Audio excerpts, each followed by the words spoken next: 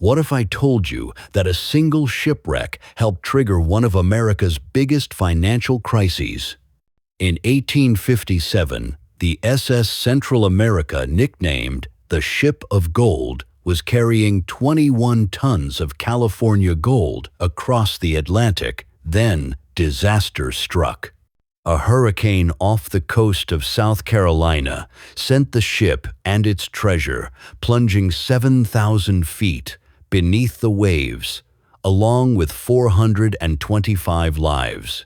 For over a century, the wreck was lost, fueling legends of unimaginable wealth hidden in the deep.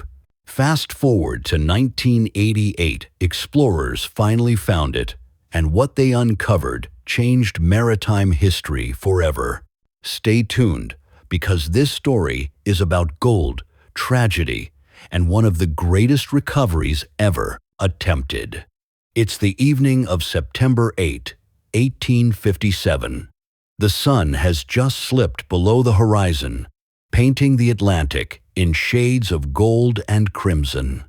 Inside the first-class dining room of the SS Central America, laughter and music fill the air. Passengers clink glasses, savoring the final leg of their journey to New York City. Earlier that morning, the side wheel steamer had departed Havana under clear skies, carrying 477 hopeful passengers and 101 crew members, and 30,000 pounds of gold. They had no idea that this night of celebration would soon give way to one of the most catastrophic maritime disasters in American history. At the captain's table that night sat a couple who looked like they had everything: Ansel and Adeline Easton, newlyweds, fresh from their wedding in San Francisco, now sailing east for their honeymoon.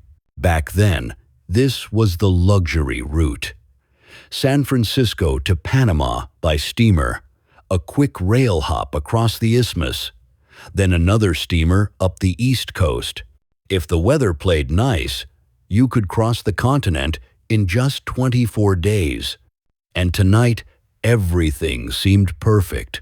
Adeline would later write, "Captain Herndon had arranged to have us at his table, and as he was a most delightful man, we enjoyed it very much." But what she didn't know, what none of them knew, was that this dinner would be one of their last moments of calm before everything changed forever. In 1851, Captain William Lewis Herndon was already a legend. At 43 years old, he had spent nearly 3 decades at sea. He wasn't just a naval officer. He was an explorer. That year, he led a scientific expedition down the entire length of the Amazon River. People said he had stories for days, and they were right. He was as famous for his charm as he was for his courage. One night, during dinner aboard his ship, a passenger brought up a grim topic: a recent shipwreck where the crew abandoned their passengers to save themselves. Everyone leaned in, waiting to hear what the captain thought. Herndon smiled, calm as ever, and said something that froze the table. Adeline, one of the passengers, never forgot it. She later wrote, "How well I remember Captain Herndon's face as he said, 'Well, I'll never survive my ship. If she goes down, I go under her keel. But let us talk of something more cheerful.'"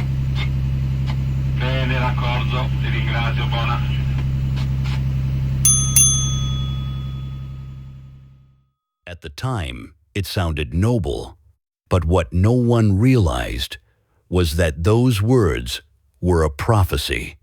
4 nights later, those words came true. Captain Herndon fought like hell to save his passengers. He did everything a man could do, but when the ocean finally won, he kept his promise. He went down with his ship. It's 1848. At a quiet sawmill along the American River in California, a man named James Marshall bends down and reaches into the shallow water. Nestled in the mud, he spots something small, something that doesn't belong. He lifts it into the sunlight, a tiny flake of gold. In that moment, Marshall has no idea he's just triggered one of the most explosive chain reactions in American history. No bells ring, no alarm sound, but from that single, silent discovery, a fuse has been lit. At first, the news spreads slowly, whispers between workers, rumors carried by word of mouth. Then it reaches the newspapers. And when it does, the country erupts.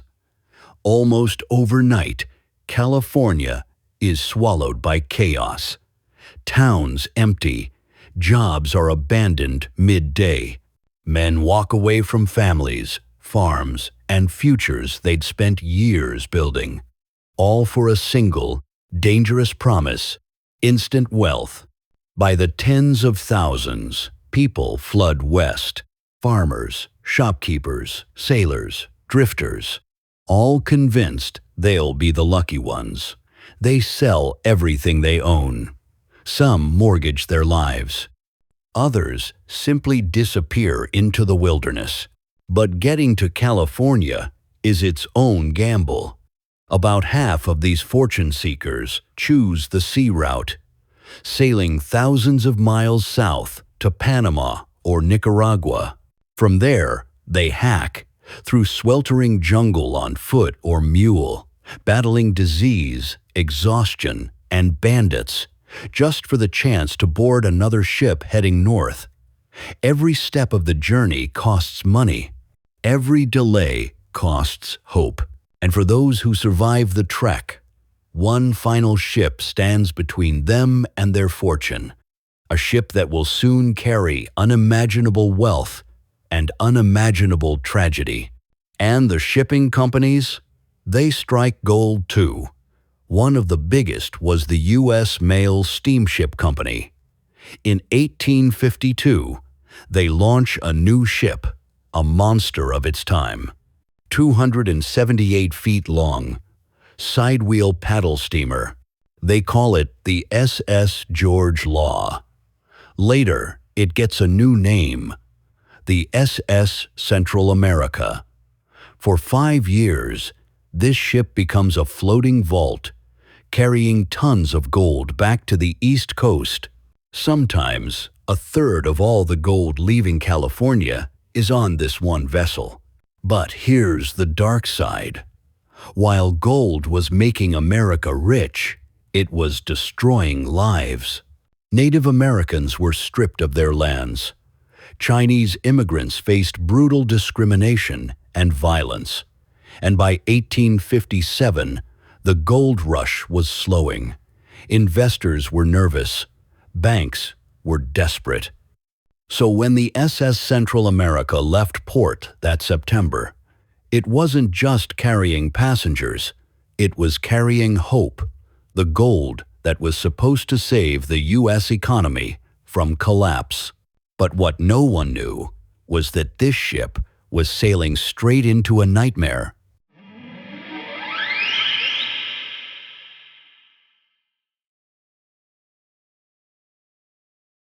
On September 9, 1857, the SS Central America had been at sea for 6 days, cruising up the Carolina coast. The passengers were relaxed. The weather was calm. Everything seemed perfect until the sky turned black. What hit them was what we'd now call a Category 2 hurricane, winds screaming at 105 miles an hour. By the next morning, the ocean wasn't water anymore. It was chaos. Waves the size of houses slammed into the ship, tossing it like a toy. Rain fell sideways. The air was filled with salt and fear. And then came the problem no one saw coming.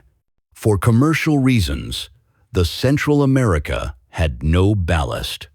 It relied on coal for weight, but every bucket of coal burned made the ship lighter and more unstable. The crew fought to keep her steady, but then, the worst news yet. The hull was leaking. Water poured in fast. The ship began to list. The paddle wheels stopped turning. They lost power. Now, in the middle of a hurricane, the SS Central America was dead in the water. And this was just the beginning. Because what happened over the next 48 hours would become one of the most haunting shipwreck stories in American history. By September 11th, the SS Central America was in its death throes. For 2 days, the crew had fought the storm, but now they were desperate. Water was pouring in faster than they could pump it out, so they did the only thing left. They formed a bucket brigade. Every man on board, from seasoned sailors to wealthy passengers, lined up and passed buckets of seawater up and out, trying to keep the ship afloat just long enough for help to arrive. Among them was Ansel Easton, a wealthy newlywed. He kissed his wife, Adeline, took off his coat, and disappeared below deck to fight for his life. That afternoon, through sheets of rain and towering waves, a two-masted brig called the Marine spotted their distress signal. The Marine was damaged too, but its captain fought through the storm and reached the doomed ship. Captain Herndon ordered lifeboats lowered, women and children first. It was chaos, waves crashing, ropes snapping, lifeboats swinging wildly as terrified passengers clung to each other. Adeline refused to leave her husband at first, but he promised he'd be on the next boat. She believed him. She climbed aboard. He never made it. Conditions were too dangerous. The rescue stopped, and as night fell, the SS Central America slipped beneath the waves, taking 425 men with it. Captain Herndon was last seen standing by the wheelhouse rail, cap in hand, head bowed, as his ship went down. Hours later, a few survivors were pulled from the sea. Ansel was one of them. A week later, he reunited with Adeline at a hotel in Norfolk, Virginia. She wrote, "Great joy is too deep for words." But then she added something haunting. One lady insisted on giving us a trunk. I laughed and told her I didn't have a thing to put in it. Fast forward 130 years to 1988.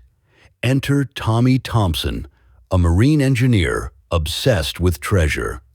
After years of digging through archives and maps, Tommy figured out where the SS Central America might be hiding. He pitched the idea to investors, 161 of them, and raised $12 million. With that, he formed the Columbus America Discovery Group. On September 11, 1988, Tommy's crew hit pay dirt. Using a remote-controlled submersible, they found the ship. How did they know? The bell. And what they saw next was insane. The ocean floor was, in Tommy's words, carpeted with gold. 2 tons of gold coins and bars came up, worth about $76 million today. It was the biggest treasure recovery in modern history. But here's the twist. Tommy didn't want to share, and that decision would ruin his life. Lawsuits, unpaid debts, and eventually a nationwide manhunt. Tommy Thompson found the ship of gold, but what he lost was everything else. If you thought the hurricane that sank the SS Central America was bad, wait until you hear about the legal storm that came 130 years later. In 1989, just months after Tommy Thompson's team pulled millions in gold off the ocean floor, the lawsuits started flying. 39 insurance companies claimed They had insured the ship's cargo back in 1857, and they wanted their cut. After a brutal court battle, Tommy's group kept most of the treasure, 92%. But the headaches didn't stop there. By 2005, the investors who gave Tommy $12 million to fund the search were furious. They hadn't seen a dime. They wanted their money back, with interest. Tommy's excuse? He said the treasure was gone, swallowed up by legal fees and loans. Convenient, right? But here's the thing. That excuse was just the beginning of a story that would turn Tommy Thompson from a celebrated treasure hunter into a fugitive. By 2012, Tommy Thompson was in serious trouble. A federal court ordered him to reveal the location of roughly 500 gold coins minted from the SS Central America treasure. Instead of complying, Tommy vanished. Gone. Faster than the ship of gold, sank beneath the waves. For 3 years, no one could find him. Then, in 2015, authorities tracked him down, hiding in a Florida hotel under a fake name. He'd been living off the grid, paying cash, and staying one step ahead with his girlfriend. Even after his arrest, Tommy refused to give up the coins. His excuse? They were locked in a trust in Belize. As of today, Tommy Thompson is still in prison. And every single day he stays silent, he racks up $1,000 in fines. Tommy found the greatest treasure of the modern age. But now, he's paying for it, one day at a time. The SS Central America disappeared beneath the Atlantic in 1857, swallowed by a storm that left no witnesses and no second chances. Hundreds of lives were lost. And with them, a fortune vanished into darkness. For more than a century, the wreck rested untouched, silent, forgotten, and buried beneath miles of water. The gold waited, and so did the consequences. When it was finally brought back to the surface, it didn't just uncover a shipwreck. It exposed ambition, secrecy, and obsession. The storm ended in 1857, but the damage didn't. Because the ocean didn't keep the gold forever. It only delayed the cost of finding it. Thanks for watching. If you enjoy dark history and real-life mysteries, subscribe for more stories like this. Like the video if it helped, and share it with someone who'd appreciate the story. I'll see you in the next one. Take care.